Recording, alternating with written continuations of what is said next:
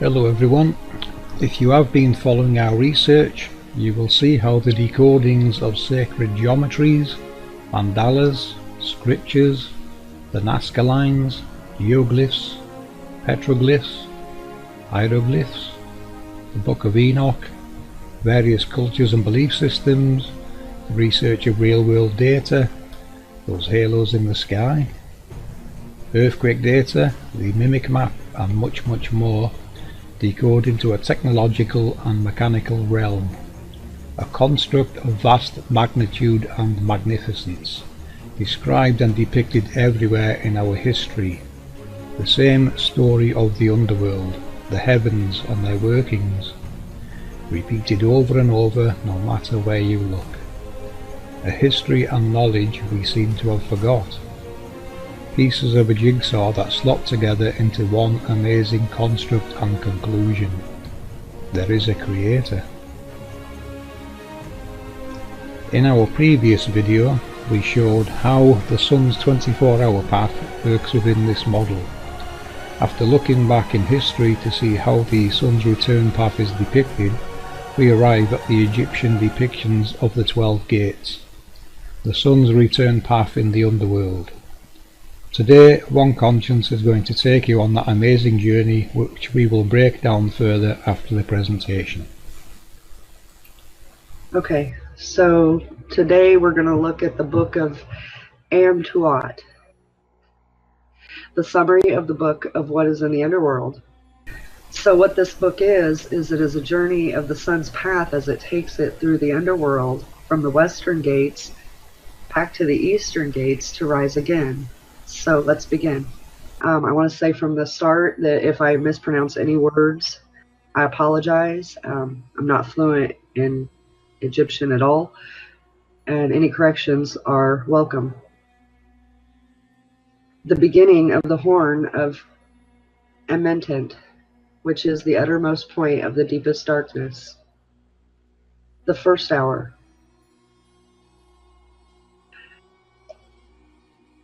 This god entereth into the earth through the hall of the horizon of Amentet. There are 120 a true to the journey over this hall before man arriveth at the gods of Tuat. The name of the first field is Netra. He alloweth fields to the gods who are in his following, and he beginneth to send forth words to and to work out the plans of the divine beings of the Tuat in respect to this field.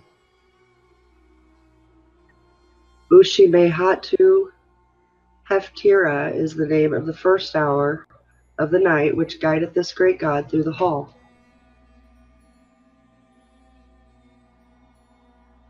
The second hour. This great god afterwards taketh up his position in your nest, which is 309 a true in length and 120 a true in width. The name of the gods who are in this field is Beutuati. Whosoever shall know their names shall have his existence with them, and unto him shall this great god allot in fields the place wherein they are in the field of Uranus.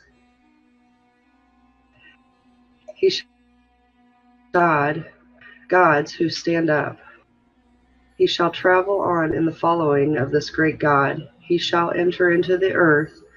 He shall force a way through the Tuat. He shall cleave a passage through the tresses of the gods with flowing hair. He shall travel on by the Amma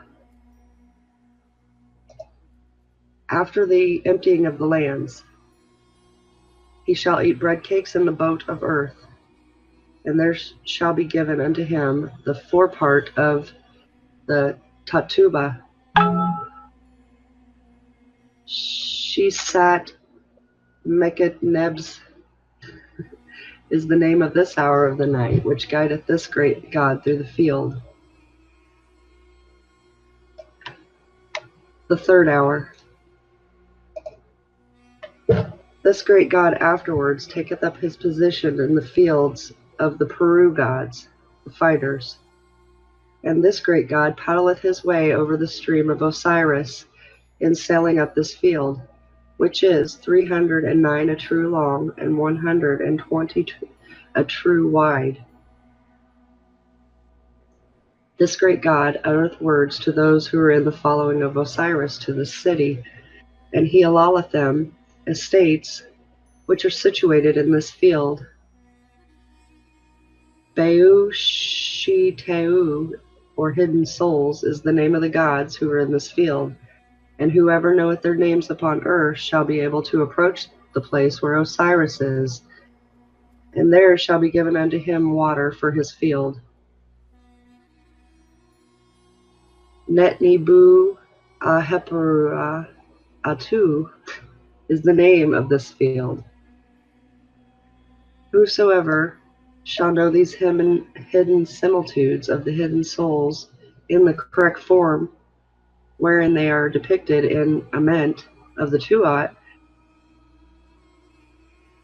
Now the beginning of such representation should be from Amentent.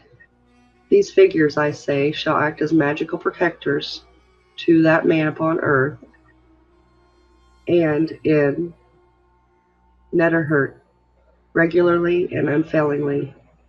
Whosoever knoweth these, when he is making his journey past them, shall escape from their roarings, and he shall not fall down into their furnaces. Whoever knoweth this, when he is keeping ward over his seat or place, his bread cake shall be with Ra.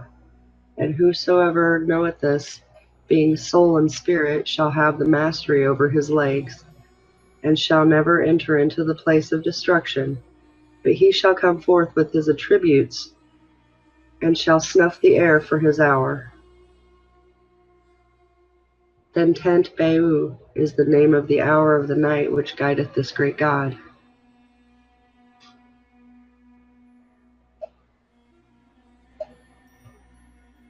The fourth hour. The majesty of this great god, having been towed along afterwards, taketh up his position in the secret circle of Amentent, and he performeth the affairs of the gods of the Tuat, who are therein by means of his voice, but he seeth them not. Ankh Uparu is the name of the gate of this circle. Ament Setha is the name of the circle. Whosoever knoweth this representation of hidden roads of Restatet, and the holy paths of the Emahet, and the secret doors which are in the land of Seeker. The god who is upon his sand shall be in the condition of him that eateth the bread cakes, which are made for the mouth of the living gods in the temple of Tem. Whosoever knoweth this shall be in the condition of him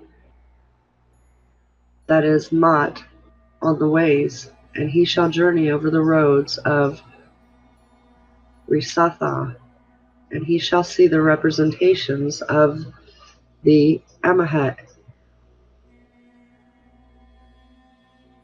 Yurtem Sik Muset is the name of the hour of the night which guideth this great god.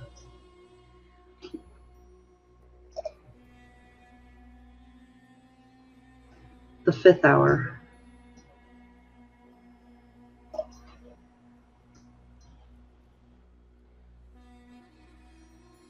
This great god is towed along over the ways of Mat, of the Tuat, through the upper half of this secret circle of the god Seeker, who is upon his sand, and he neither look upon nor gazeth at the secret figure of the earth which is containeth the flesh of this god. The gods who are in the train of this god hear the words of Ra, who crieth unto them from where this god is. Aha Neteru is the name of the door of this city.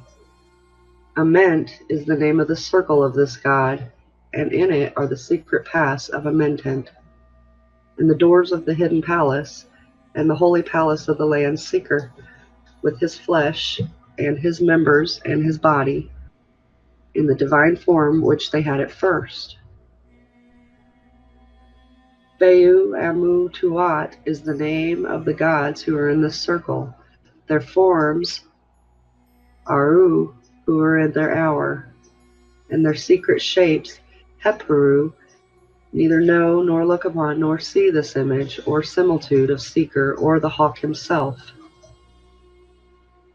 Whosoever shall make these representations according to the image which is in the writing of the hidden places of Tuat, at the south of the hidden palace, and whosoever shall know them shall be at peace, and his soul shall unite itself with the offerings of Seeker. The goddess Hemet shall not hack his body into pieces. He shall go on his way towards her in peace. Whosoever shall make offerings to those gods upon earth, these offerings, I shall say, act as magic protectors to that man upon earth, and in the netter hurt, regularly and unfailingly. Samharabis is the name of the hour of the night which guideth this great god through the field.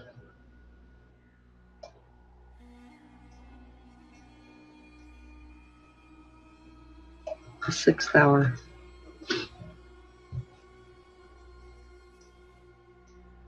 The majesty of this great god taketh up his position in the stream of Nebmut Tuatu, the lord of the waters of the god of the Tuat, and he sendeth forth words to the gods who are therein, and he commandeth that they have the mastery over their divine offerings in this city. He maketh his way through this field, being provided with his boat, and he setteth apart by his words the estates which are to produce their offerings in the city. And he giveth them water for their lakes, and he travelled through the Tuat every day. Setmetu is the name of the door of this city. The secret roads of Amentent, and the manner wherein this great god is being rowed along over the water, therein in his boat to perform the plans of the gods of the Tuat. The gathering together of them by their names and the manifestation of their shapes and their secret hours, such are the things of which the secret representations of the Tuat is not known to men and women. Whosoever shall make a copy of this image in writing according to the representation of the same which is in the hidden things of Tuat at the south of the hidden palace, and whosoever shall know them shall be in the condition of one who awardeth offerings in abundance in the Tuat, and he shall be united to the offerings of the gods who are in the following of Osiris, and his parents shall make the offerings which are obligatory on earth. The majesty of this great god sendeth forth words, and he give divine offerings to the gods of the Tuat, and he standeth up by them, and they see him, and they have dominion over their fields, and over the gifts made to them, and they effect their transformations by reason of the words which this great god hath spoke to them.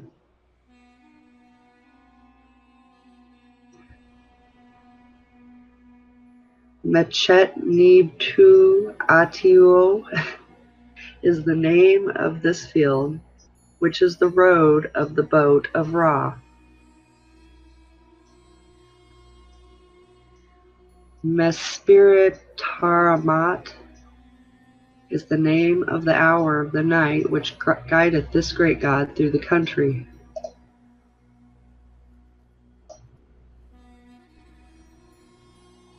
Next is the seventh hour. The majesty of this great god taketh up his position in the secret place of Osiris, and the majesty of this great god sendeth forth words into the god who dwell therein. This god maketh himself other forms for this hidden place in order to drive out his path, the serpent fiend, Apep, by means of the word of the power of Isis and the words of power of Semsu. Ruti Asar is the name of the gate of this city through which this god passeth. Tefet Shita is the name of this city. This great god maketh his way over the road of Ament in the holy boat, and he passes in it over the road which is without water, without being towed along. He maketh his way by means of the words of the power of Isis, and by means of the words of the power of Samsu. And the utterances of this great god himself act as magical protectors, and perform the slaughters of Epep in the Tuat, in the circle, in his windings in the sky. Whosoever shall make a copy according to the similitudes which are in writing at the northern side of the hidden palace in the Tuat, they shall act as magical protectors for him that maketh them in heaven and in earth. And whosoever knoweth them shall be a soul of souls with Ra. And whosoever shall make the words of power of Isis and the words of power of Samsu shall make to be driven back the Apep of Ra and Amentent. Whosoever do this in the hidden palace of Tuat, and whosoever shall do this upon earth, the result is the same. Whosoever knoweth this shall be in the boat of Ra, both in heaven and upon earth. But he that hath no knowledge of this representation shall not know how to drive back Nihahara, or stinking face. Now the ridge of earth of Nihahara in Tuat is 450 cubits in length, and he filleth it with the undulations of his body. The regions which belong to him are made for him, and the great God doth not make his way over him when he maketh him to turn aside out of the way for him. From this secret place of Osiris, when this God maketh his way through the city in the form of the serpent Mihen. Whosoever shall know this upon earth, the serpent Nihahara shall not drink his water, and the soul of him that knoweth it shall not be evilly entreated by the gods who are in this circle. And whosoever knoweth it, the crocodile, Abshua, shall not devour his soul. Hesef ha-hes Nihahara is the name of the hour of the night which guideth this great God through the circle.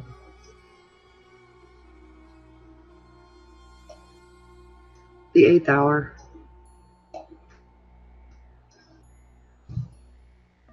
When the majesty of this great God hath taken up his position in the secret circles of those who are in their sand, he sendeth forth words to them from out of his boat, and the gods tow along him that is in the holy embrace of the serpent Mehen. Aha-Nurtif is the name of the gate of this city. Tibet Neteruset is the name of the city. As for the secret circle of Amentent, this great God maketh his way over it in his boat, by means of towing the gods who are in the Tuat. Whosoever shall make a copy of these things according to the similitude which is in writing on the north wall of the hidden palace of Tuat, and whosoever shall know them by their names, shall be in the condition of one who is fully provided with swathings on the earth, and he shall never be repulsed at the secret gates, and he shall have an abundance of offerings in the great funeral hall regularly and unfailingly for millions of years. Nebtusha is the name of the hour of the night which guideth this great God.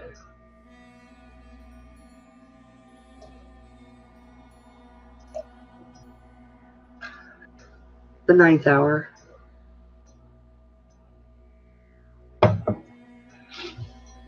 When the majesty of this great God hath taken up his position in the circle, he sendeth forth words from his boat to the gods who dwell therein, and the sailors join the boat of this great God in the city. Sakeb is the name of the gate of this city through which the great God passeth to take up his position on the stream which is in the city. Asaru is the name of the city which the secret circle of Amentent, wherein take up their positions in the Tuat, this great God and his sailors. Whosoever maketh a copy these things in their names according to the similitude which are in writing on the east wall of the hidden palace of the Tuat, and whosoever knoweth their names upon earth, and knoweth their habitation in Amentent, shall rest in his habitation in the Tuat, and he shall stand among the lords of the provisions of the God, and his voice shall be Mat before the Chetcha beings on the day of the reckoning of Pharaoh.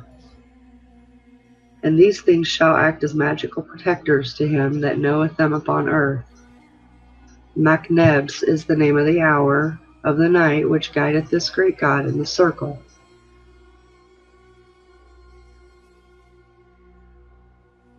The 10th hour.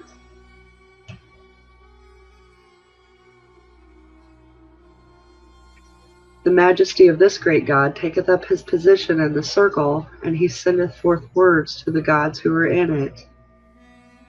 Heperu Mesaru is the name of the gate of this city through which this God passeth. Mech Keetabu is the name of the city. This is the secret circle of Amentent, whereto Hepra joineth himself before Ra, and the gods and the spirits, and the dead cry out from it over the secret representations of Akert.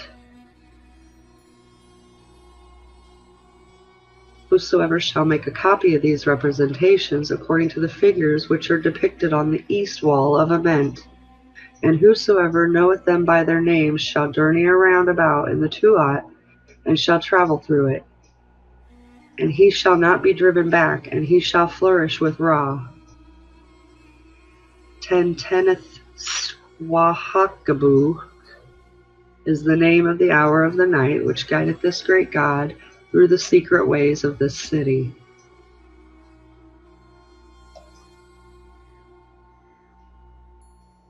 The 11th hour.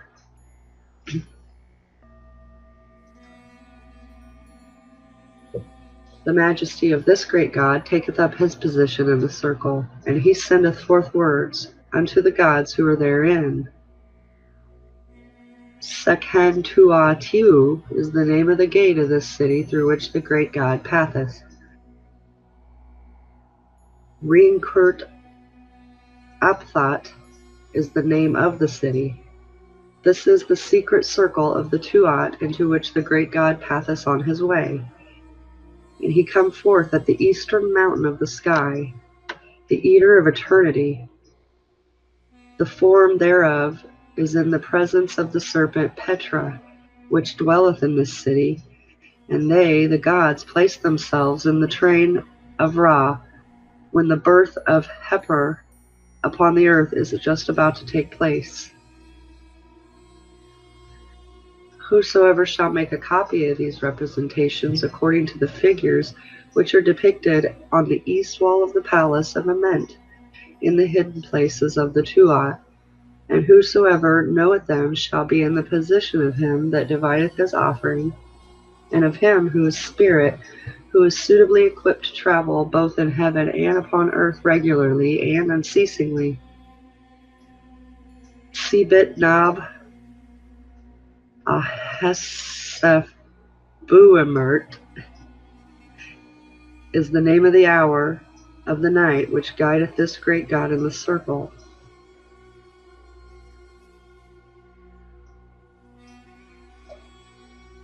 In the 12th hour. The majesty of this great God taketh up his position in the circle at the limits of the thick darkness. And this great God is born under the form of Hepra in this circle.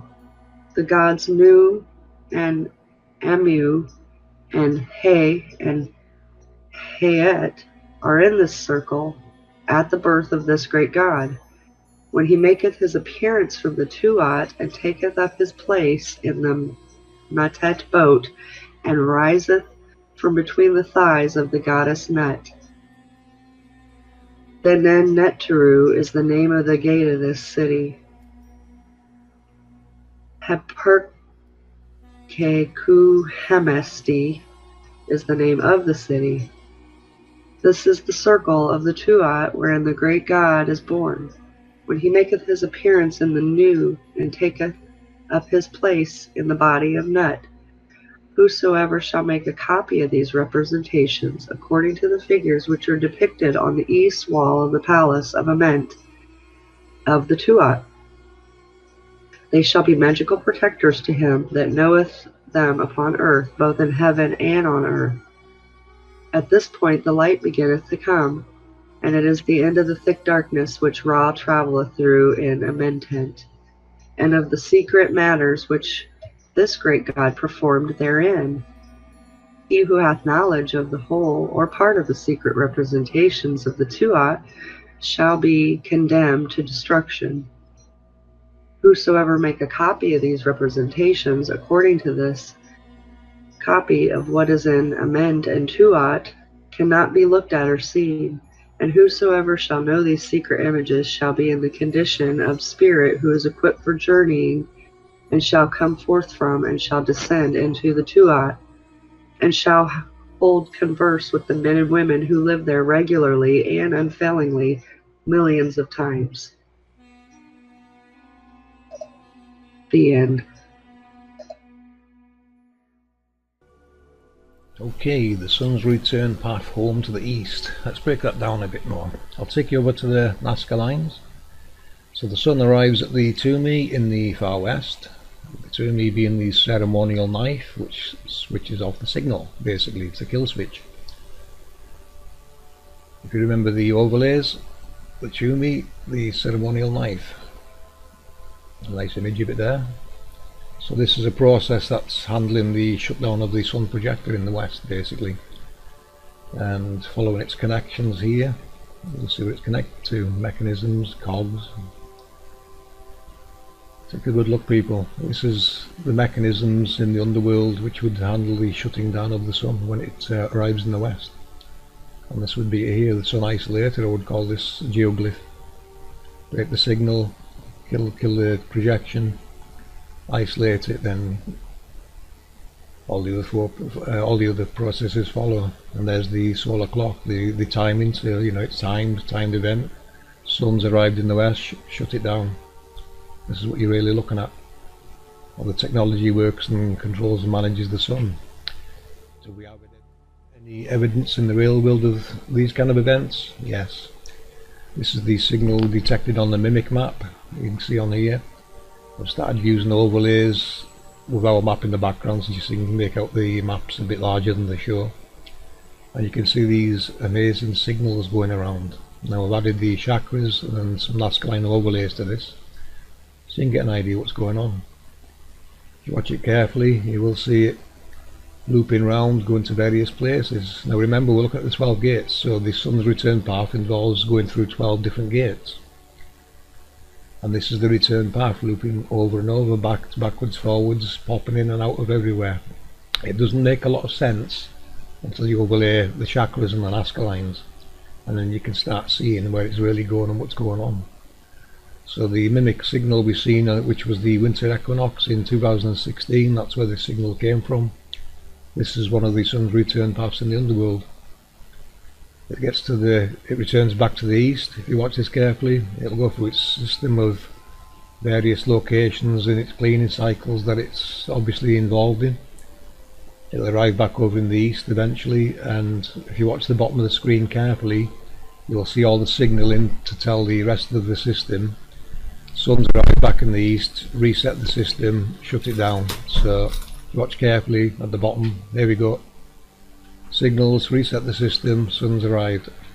Start again. So then you've got the sunrise in the east starting over again. So that's the sun's return path in the underworld. Amazing stuff. And you can see how the grid in the background is manipulating that signal. The white dots being the angels in the underworld, they're clearly playing a part in manipulating and controlling this signal. So that's information from the mimic map, Nazca line overlays, which you watch, like I said, watch where it's going. You will see it going to certain areas. When you overlay the Nazca lines that over this and the grid, you can see where it's going into one place and coming out of another. Amazing stuff. Okay, for this next part we're now going to break down what's going on in this scene.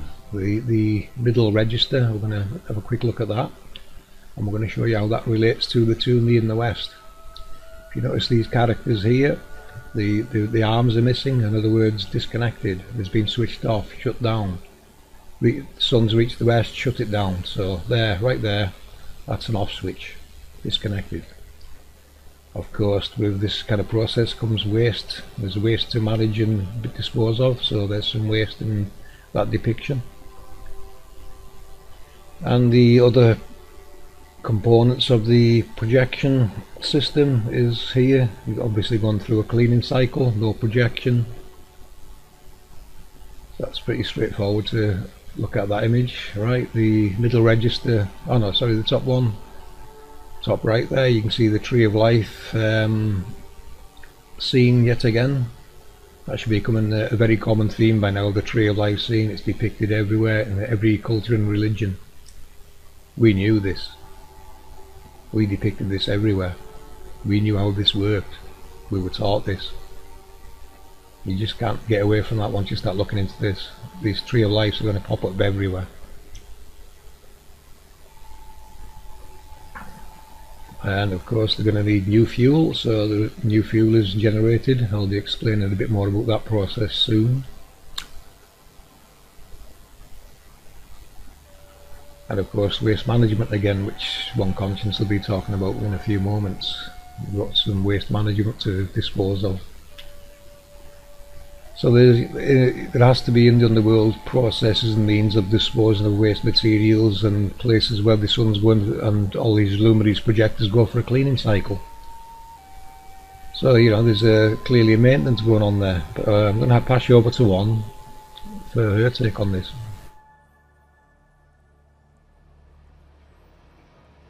Hello. Okay, so today we're going to talk about energy. And we're going to relate it to the research that we do.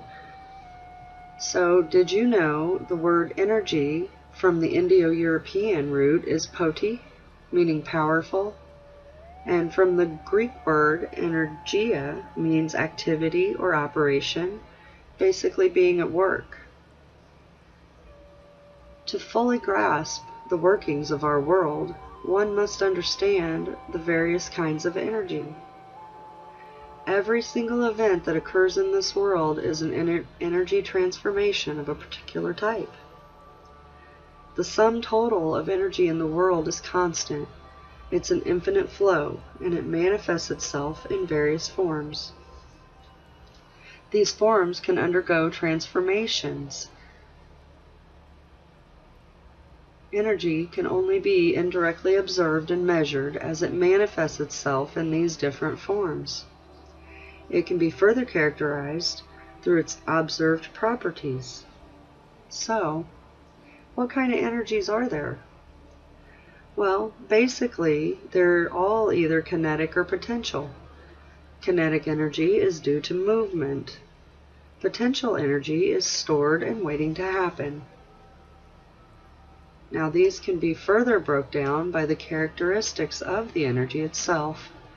So we have different kinds. We have mechanical, thermal, electrical, nuclear, sound, electromagnetic, chemical, light, and thoughts, just to name a few. So let's talk about carbon. Carbon is a chemical element, and it's a pretty common one. It's the sixth most common element in the world, and the 15th most common in our Earth's crust. Unlike a lot of other chemical elements, you can see some forms of carbon. Diamonds are one form of carbon. So, science says that most of the carbon is deep in the Earth. For once, I'll sort of agree with them.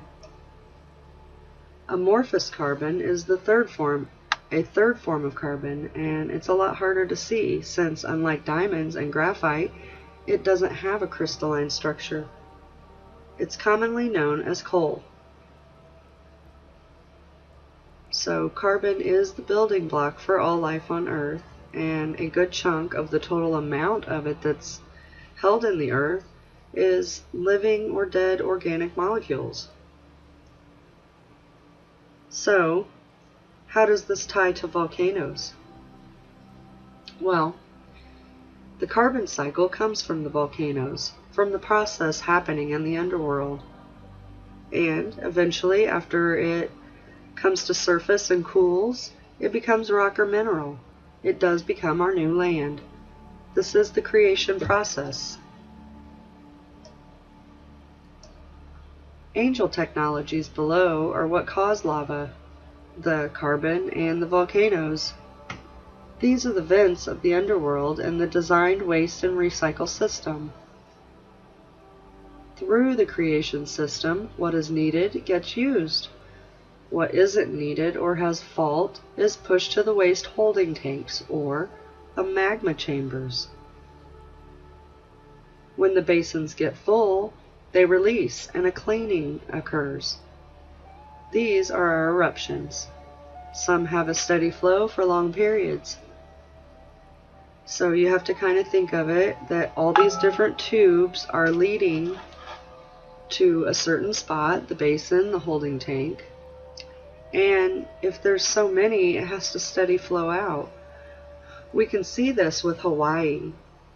So I took some time and outlined a whole lot of the tubes that indeed lead to Hawaii.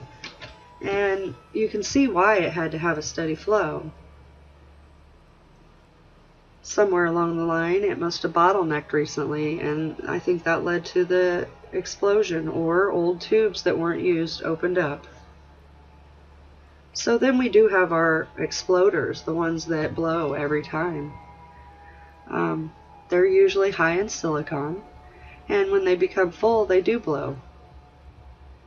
So when this cleanse happens, the lava comes up from the chamber through the lava tubes.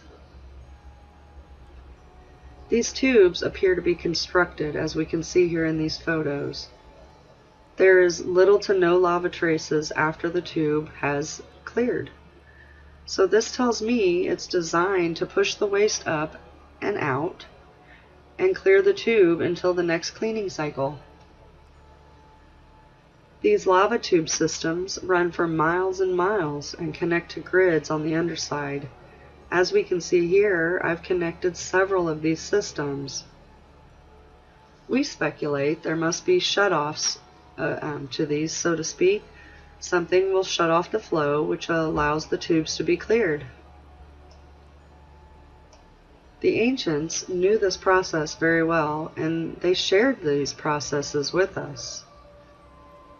We used ancient Egyptian script to show one of the many processes that lead to the need to expel the waste. So at this point, I'm going to hand it over so we can get into how these conclusions came to by us. Thank you.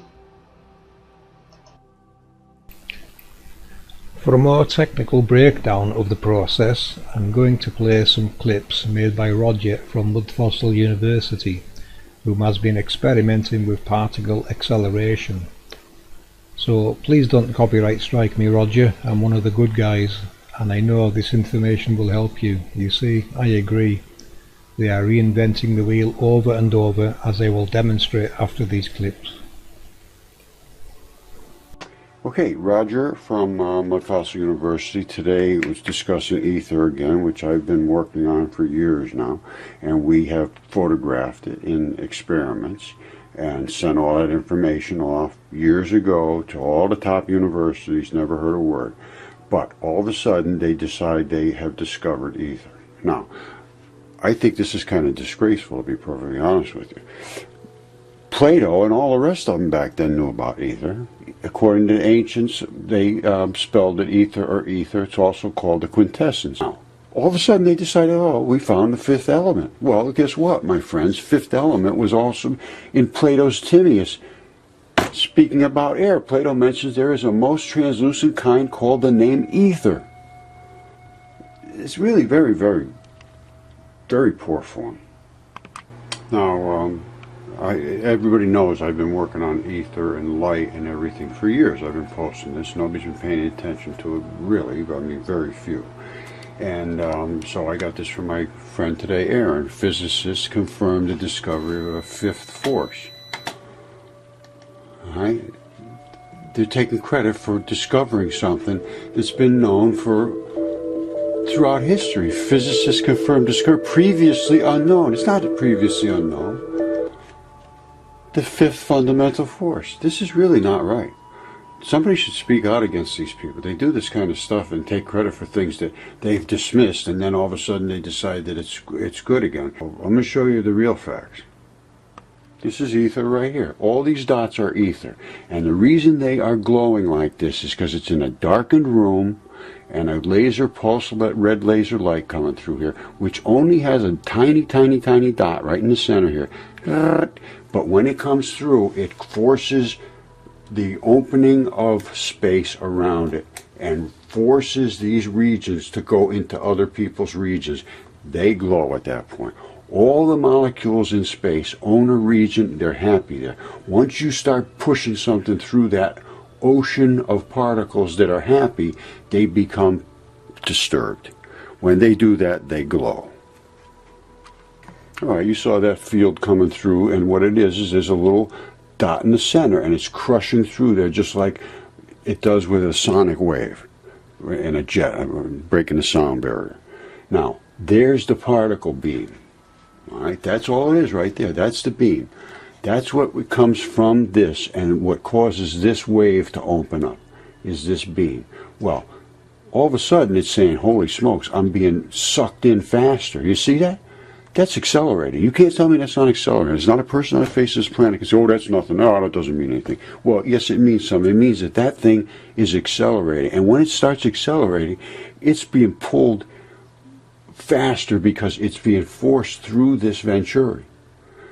They're piling up here and becoming excited because they can't get to here. They're forcing each other through here, and when they explode out the other side, which they have to accelerate, there is no option whatsoever. And the reason they're starting to accelerate here, to excite here, is because they're being impeded more and more and more and more. And then all of a sudden, by the time you get here, they are just being blocked almost completely. And forcing each other through here, it's a venturi, two rounded it's two actually construction nails, and that's only a construction red laser. Very inexpensive, less than $50. You do this whole thing. Do it at home. And I have other people doing it now.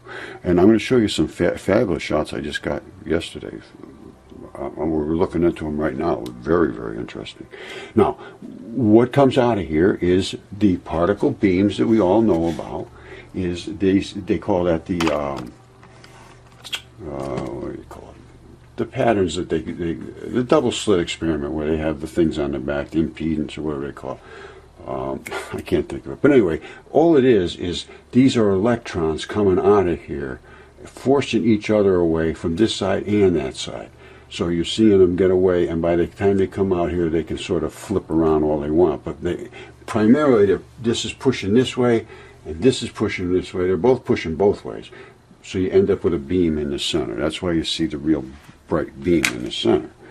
Now, and then you see these rays, because this is saying stay away from here, this guy's saying stay away from here, so they start to build up these arrays. Now, and that's called atomization, plasma, whatever you want to call it. But at this point, these electrons no longer own a region. Before, they owned their own region. They all had their own little dot that they own. And they say, okay, this is my place. Don't anybody push me. And when they push me, I'm going to glow. And that's what's happening. And this right here shows you the ether. And that is, if anybody can explain to me how these little dots are formed after a light, which we saw accelerated. I don't care what anybody says, that was accelerated. It's coming out of here in white chaos. These little tiny fibers are coming out, which show where the particles are. Those are the particle trails. They are headed by these fields. Those fields are from polarized ether surrounding the tiny, tiny particle in the center, which is charged. It's negative. It's going faster than hell, smashing into the ether here, inducing a current around itself in a right-hand turn as it goes through space. And I have pictures of that too. And I have pictures of this showing this right here is a crushed field. You see that? You see the difference in this one here and this one here? These are round, this one. You see this crushing in here and this crushing in here? That's forcing that one to be more massive. It's crushing it. It's turned purple instead of the lower frequency color. This is a reverse spinning electron. No field around it. It's reverse spinning. They create, in the right-hand rule, electricity goes that way, it spins this way. Well, that one's going that way and spinning the other way around, and it's breaking its fingers off. So there's no magnetic field there. That is, and also that collided with something and made a very interesting result. And that's the result right there. That was that white particle. It transitioned into one of these somehow and bled off that. And this is what I told you. That's the spinning of the electron, the right-hand rule. As it goes flying out of the accelerator, you see how they're expanded here and then they contract. These are less energetic. That's an extremely energetic one for some reason. It came through in a different orientation. The others, they were whatever the difference is. This is much more energetic than these other ones. And you can see, because it's drifting to the left, it's probably spinning to the right, maybe spinning to the left, I don't know. But it's going to have one of these spins to it, and it's supposed to be spinning this way if it's going that way. And I believe, well, I know it's going this way. Now, and I believe it's spinning this way because it's drifting to the left. That would be the natural thing. It would here, and then it can't quite get to the same place each time. And that would give it that left drift. So, that's all I can see. It's a right-hand rule. And that's light spinning through a single slit, I believe that was. Again, this goes back years ago, so some of these pictures, well, I know all the pictures I'm talking about. That I can't remember. Single slit, double slit, I don't remember. And again, I don't know if I mentioned this. This is Rodney Warren from Australia, and I worked on this years ago, and these are his pictures, and they cannot be surpassed, I don't think. However, I'm going to show you one that I got yesterday that got me interested. This is the plasma coming out of the accelerator. As it steps down, it presents this in two waves. I've seen this a number of times. It looks like a particle to me, and it looks like a torus, and I think I might have some idea how it's working with capacitive and inductive reactance somehow. Okay, Roger mentioned Plato and others already knowing this information, and he is correct. In fact, my Nazca line work, geoglyph, petroglyph and hieroglyph research confirms this, as does sacred geometry and scriptures. Everyone knew these processes in those days. Your experiments are missing some vital components, Roger, but caution is advised when proceeding here on in. Here is what the Nazca lines have been teaching me. Okay, as you can see with this image, we have our square wave generator in the scene, other parts of technologies, and a very important piece of the line work, the right-hand rule. In this image you can see the square wave generator, the labyrinth, the particle accelerator, and even multi-level structures. Again, square wave generator, particle accelerator, high frequency injection. I hope you're seeing a pattern forming here. This repeats over and over across the Nazca lines. Very detailed technical information. Here's a frequency guide I found online, and I've added various geoglyphs to it to help you understand their meaning and purposes. Due to our research, I haven't as yet had time to give the Nazca Lines the full attention and presentation they need, but hopefully over the videos we have made for you, you are now being looked at them with new eyes. The decoder's blueprints, technical and structural information detailing layers in the underworld. As you can see, I have arranged the sea life in the lower frequencies and the flying species in the higher frequencies. On the correct map there are also location markers for various technologies in the underworld that relate to the workings of our luminaries and otherworldly processes. The direction they face usually meaning the direction of the signal it may be transmitting to or receiving from. These are activations and deactivations and possibly other informations being transmitted, those signals we have shown you on the mimic map. The earthquakes are usually a sign some technologies came online. Now I mentioned proceeding with caution, as this technology is also what is responsible for the arts and acts of creation, and a great many other things depending on the configuration. By design, this technology will manifest material before your very eyes, which Roger pointed out at the end of his video, those charged particles he noticed. Because Roger's setup seems to be missing some vital components, it is not up to its potential and could be considered safe, as there is no magnetized walls, wave or frequency injection, but it still achieved the right hand rule and produced visible matter. This doesn't seem to be radioactively charged. So what does radioactively charged mean? As you've seen with the Nazca Lines, there is wave and frequency injection which produces different results. The technology in the underworld is obviously built to a much larger scale than humans can comprehend, as the likes of Enoch and Ezekiel struggle to describe, and as such will produce larger quantities of matter which they create during their running cycles, as the sun process shown in the 12 gates presentation demonstrated. It had to go through a cleaning cycle and a cycle of solar rejuvenation, ready for the next sunrise.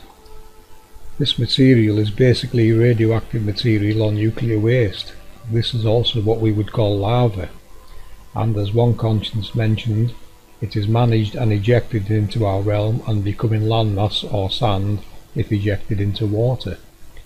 This is part of the creation process. By design it creates, maintains and destroys. The heart of this part of the process is located at 0.0 on our grid. I'm going to let Santos Bonacci give this a breakdown of what you are looking at. This is what is called Brahma. Yeah, the creator. This is Brahma. Brahma is associated with Abraham, Abraxas, abrasion, as I said before, abracadabra. This is the abracadabra of creation. This is Brahma. Brahma is also associated with the Ram. He is the creator. Vishnu is the preserver. Vishnu preserves all of this. And then Shiva, Satan, will destroy it. Well, I mean, he doesn't destroy it totally. He destroys it as in the preserver is the maintainer and the destroyer does the other maintaining. If you don't destroy, you can't, cycles will not continue. There's the creative half of the ecliptic, then there's the destructive half. That's how it works.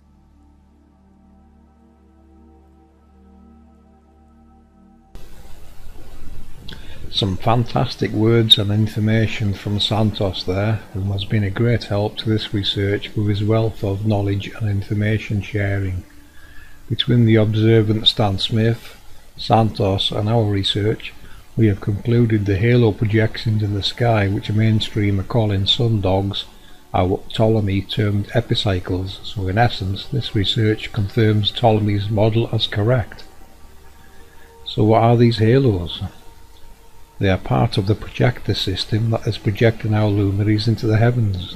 As above, so below pertains to this relationship, a physical model in the underworld and a projection in the heavens, with an invisible link between the two, which can be noticed by lightning and tornadoes, the rotating vortex field rising up to the invisible halo. But what is making the projection, you ask? Okay, I'm going to decode the Eye of Horus for you to show you how it works. The Eye of Horus is a particle accelerator which uses high frequency injection.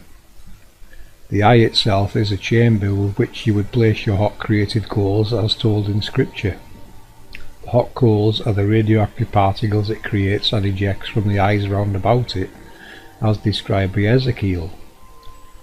The snake depictions represent the created matter, or as in this image, your hot coals as requested, sir. This material is radioactively charged and contains the same potential amount of energy as the voltages used in the accelerator that created it. This is a power source, 100% over unity free energy with a very long lifespan. The cones you see depicted near the Tree of Life scenes are being radioactively charged and used as the power source for the vehicle the projector is attached to. I think, going by various scriptures, it is a vehicle of sorts that is moving the projector around in the underworld, the projection in the heavens mimicking its every move. This applies to all luminaries and their projectors, which obviously have different configurations and roles.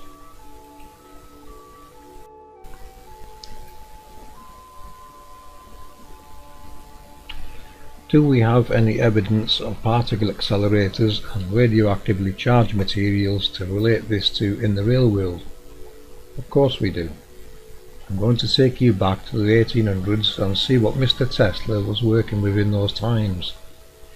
If you go for this Freedom of Information release on Mr. Tesla, you will see that he was working on an accelerator that was given to him to look at, as it apparently had a side effect of producing ball lightning, which Mr. Tesla describes as being a very scary event, as usually it would explode with devastating effects. From these documents you will see that they have Mr. Tesla offering to sell and install particle accelerators for a fee of 25,000 UK pounds. The research was based on harnessing and trapping the materialized ball lightning, which could hold the same amount of energy as the system that produced it. Again, 100% over unity technology. The system can also project particles up to 100 miles or more with speeds around 350 miles per second. And Mr. Tesla stated he could build a death ray for the defence of Great Britain from air attack, the technology seemingly able to melt aircraft engines up to 250 miles away. What I did notice is that in these documents the wording also in Mr. Tesla's handwriting appears, with more work related to accelerators. Now when I look at CERN and think about these documents, CERN does not look like something Mr. Tesla could install, let alone have all the components for. So it seems to me this is misleading. It seems to me someone has inserted paperwork faked as Mr. Tesla's so they have a person to use for introducing more advanced technology into the world. Technology we can see originates from the underworld. So fear not, dear Tesla fans, he is innocent of any wrongdoing and seems to have been used by those that hide this as and when needed. Mr. Tesla did invent and make derivatives from his work with accelerators, which are still in use today. So our projections in the sky, we are either seeing the insides of the projection chamber and the effects of its contents, or harnessed an electromagnetically trapped ball lightning on a creator-sized scale, not the smaller scale observations mentioned in human experiments. As an aside, when some nuclear power plants explode, the roof seems to get blown off. Then the disaster has to be sealed, a sarcophagus created around the nuclear lava that is created to contain it. The seal of the 144,000 in scripture is this exact same process. The angel technology has been sealed below in the underworld, so that in the event of a catastrophe it is already sealed and contained, kept in a room until a great day of judgment some 1,000 years into the future. The sarcophagi under ancient temples and pyramids are location markers of said angel technologies below, glare glyphs telling their story to a now unseeing and unknowing world audience. And so it seems, at some point in our history, mankind had an event, a meeting with a higher knowledge, who introduced us to these very advanced technologies and created the components for our electromechanical realm that we call Earth. Our iniquities were removed and our sins forgiven. We were advanced scientifically and we developed into better civilized beings. Our sin was ignorance. We did not understand how anything worked from a scientific viewpoint, but this quickly changed as our ancestors have depicted everywhere.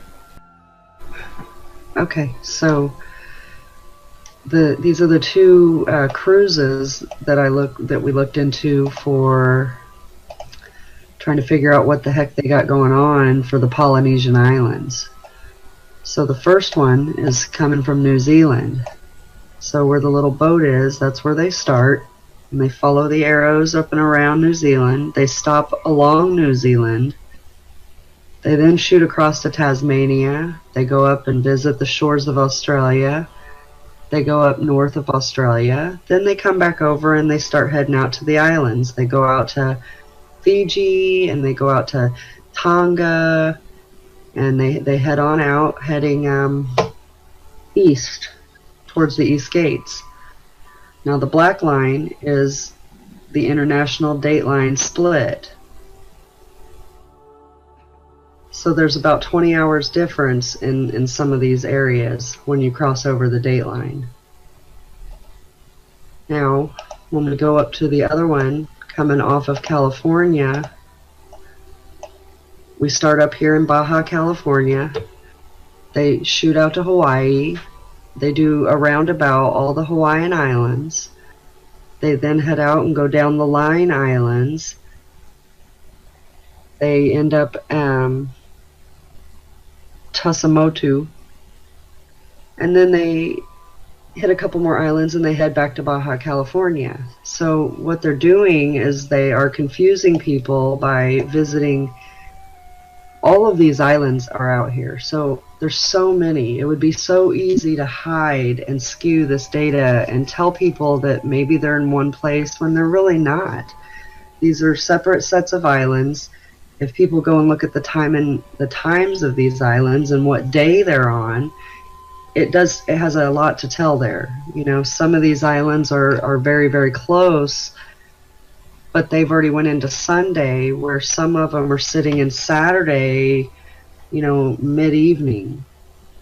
So it's a clear split of the map. So, you know, that's telling me our map is right, that this is where it splits. These ones on New Zealand are going to be leading up into the East Gate, where we're never going to get. And the ones coming from California are coming down around by the West Gates. None of them are ever crossing over.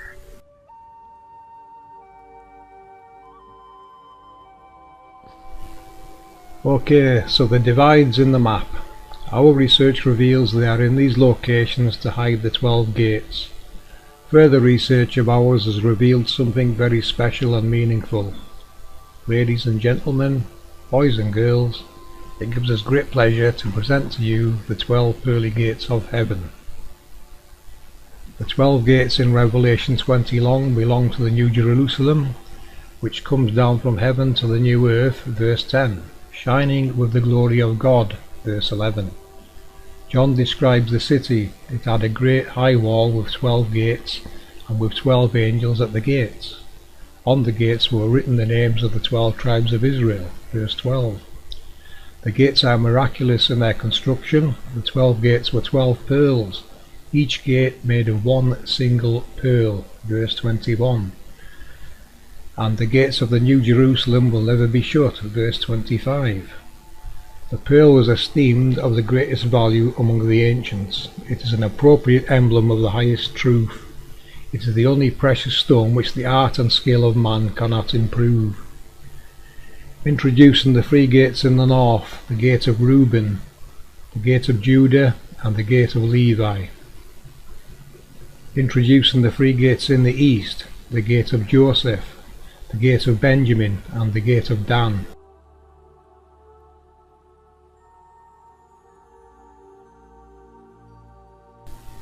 Introducing the three gates in the south, the gate of Simeon, the gate of Issachar, the gate of Zebulun.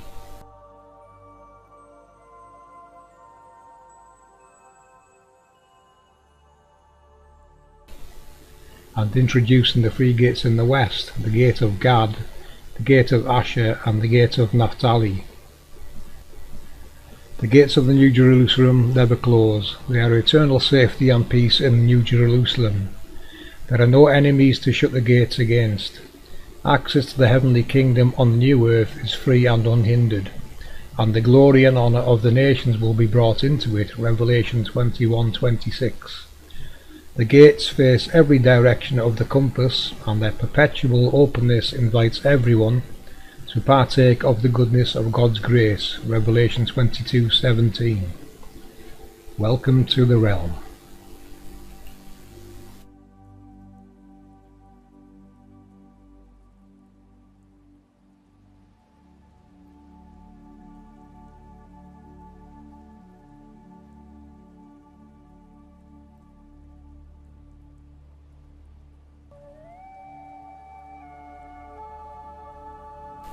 As you can see, people, our research is revealing a very intelligent creator who has created a realm which can only be described as a technological masterpiece, a construct beyond our comprehension, as our ancestors found and tried their best to describe. You will also notice we are decoding geoglyphs, petroglyphs and hieroglyphs. The reason for that is because they are telling the exact same story, the only difference being the descriptions of the angels, and this is due to their varying roles and different looks in different geographic locations. They are still part of the same mechanisms that give us our luminaries and a great many other things. A construct designed and maintained to the highest standard with the most ornate descriptions one can possibly imagine. We hope you enjoy our research and information, and that it helps you see and recognize there is a creator, their glory being revealed in a way we did not expect to see, let alone find. We fully accept this and look upon our realm with new eyes and knowledge, a knowledge that seems to have been lost, yet is depicted everywhere in sacred geometry, scriptures, geoglyphs, petroglyphs and hieroglyphs. How did it come to be that we have forgotten all that was once known everywhere in our realm? I'll leave you with that thought, so until next time, it's goodbye from us.